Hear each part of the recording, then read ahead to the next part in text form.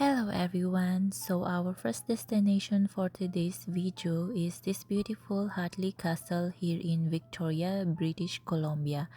We just wrap up our amazing camping at Camp Barnard, and since our ferry back to Vancouver isn't until 9 p.m, we got the whole day to explore the Vancouver Island.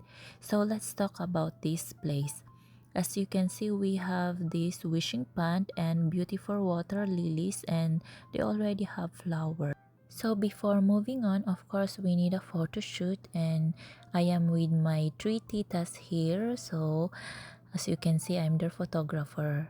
So we are now going up so that we can have a close-up look.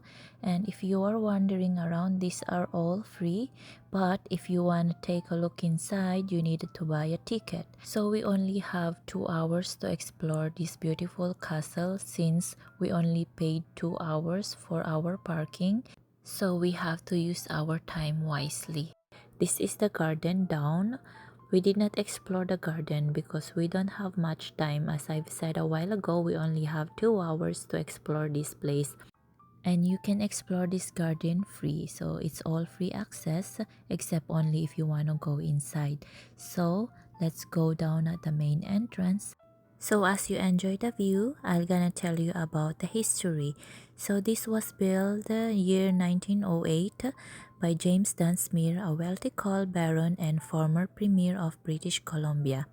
So he wanted a grand estate for his family, and this has a 40-room mansion, and the architecture is as usual the Tudor Revival. It was inspired by English castle with stone walls, steep gables, tall chimneys, and these majestic towers that give it a real royal feel. So over the years, the castle became more than just a home. It was also used as a military college for decades, and now it's part of the Royal Roads University.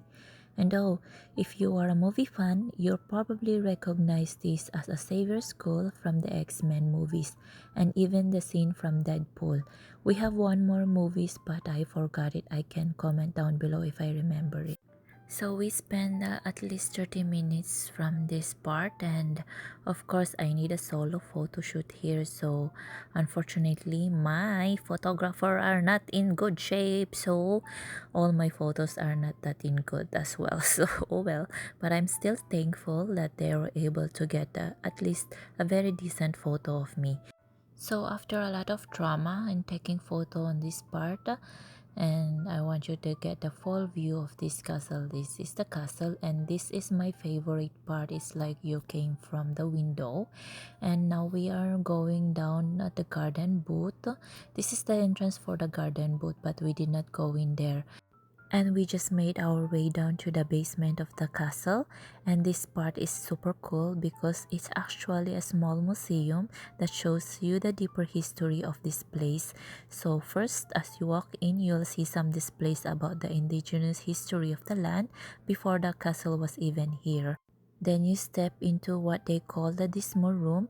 It's filled with old photos, personal items, and stories about James and Laura Dunsmuir, the original owner of this castle. And it's kind of wild to see how grand their lifestyle was. They had around 100 staff working on the estate at one point. Imagine that. One interesting that happened here in this castle is that in 1940, the federal government purchased the entire Hatley Castle from the Dunsmuir family. The original plan is they actually intended to relocate the Did you know during World War II in 1940, the Canadian government bought the whole Hatley Park estate from the Dunsmuir family?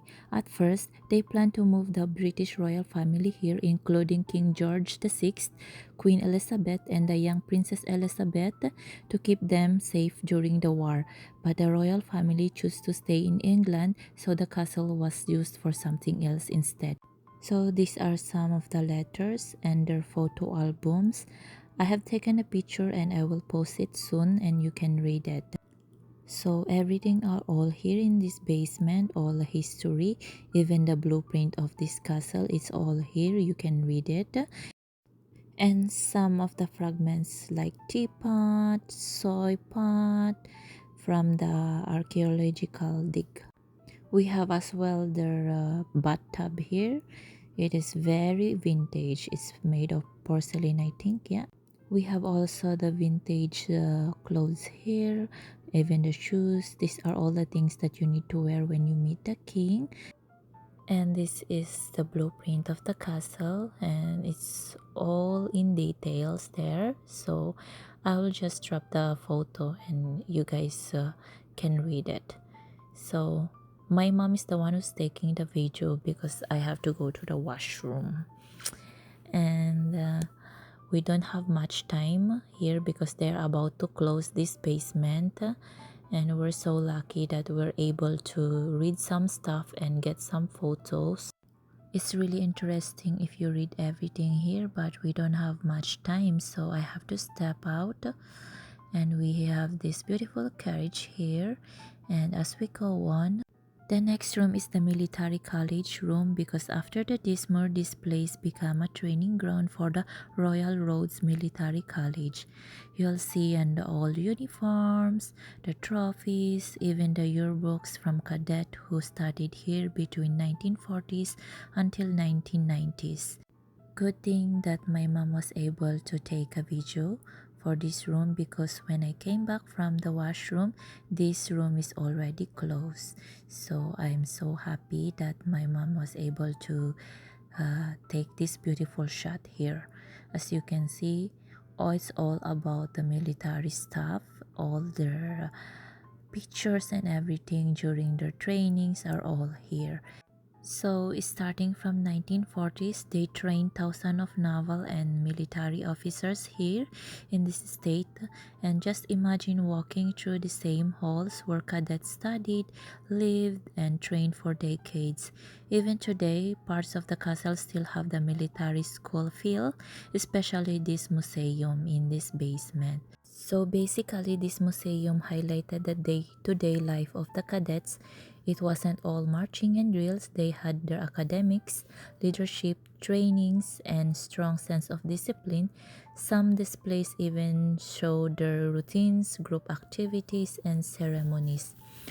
There is also a tribute to some of the cadets and officers who went on to serve across Canada and internationally. It is a very small space, but you feel the history. The training was tough, but it prepared thousands of young Canadians for military service. This went on for more than 50 years until the college closed in 1995.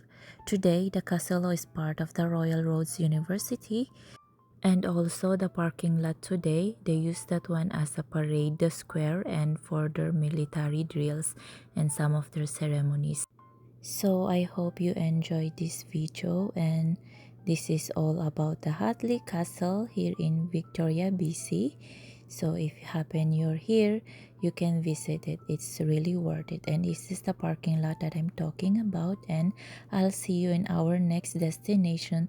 Thank you. Bye.